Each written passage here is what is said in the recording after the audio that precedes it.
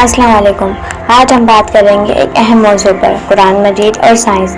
اسلام نے 1400 سال پہلے سائنس کی بات کی تھی۔ اسلام صرف عبادت کا نام نہیں بلکہ زندگی گزارنے کا مکمل نظام ہے۔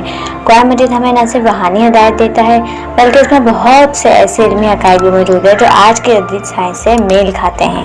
کائنات کا پھیلاؤ اللہ تعالیٰ قرآن میں فرماتا ہے، اور ہم نے آسمان کو قدرت سے بنایا اور ہم اسے پھیلانے والے ہیں۔ آج سائنس نے دریافت کیا ہے کہ کائنات مسلسل پھیل رہی ہے۔ یہی حقیقت قرآن میں 1400 سال پہلے بیان کی گئی۔ انسانی جنین کی تشکیل قرآن میں ارشاد ہے۔ پھر ہم نے نطفے کو علقہ چپکنے والی چیز بنایا، پھر علقے کو مضغہ چبائے ہوئے گوشت بنایا۔ جدید حیاتیات کی تحقیق سے ثابت ہوا ہے کہ انسانی جین اسی طرح بنتا ہے جیسا قرآن نے بنایا ہے۔ پانی کا چکر قرآن مجید میں آیا ہے، کیا تم نے نہیں دیکھا کہ اللہ آسمان سے پانی برساتا ہے، پھر سے زمین میں چشمے بناتا ہے۔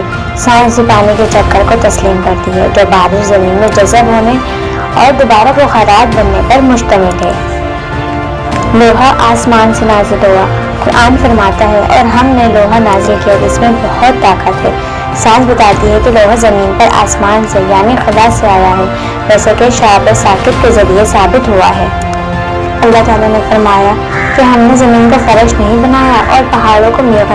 سائنس نے دریافت کیا ہے کہ پہاڑ زمین کو استحکام دیتے ہیں اور زلزلوں کو روکنے میں مددگار ثابت ہوتے ہیں۔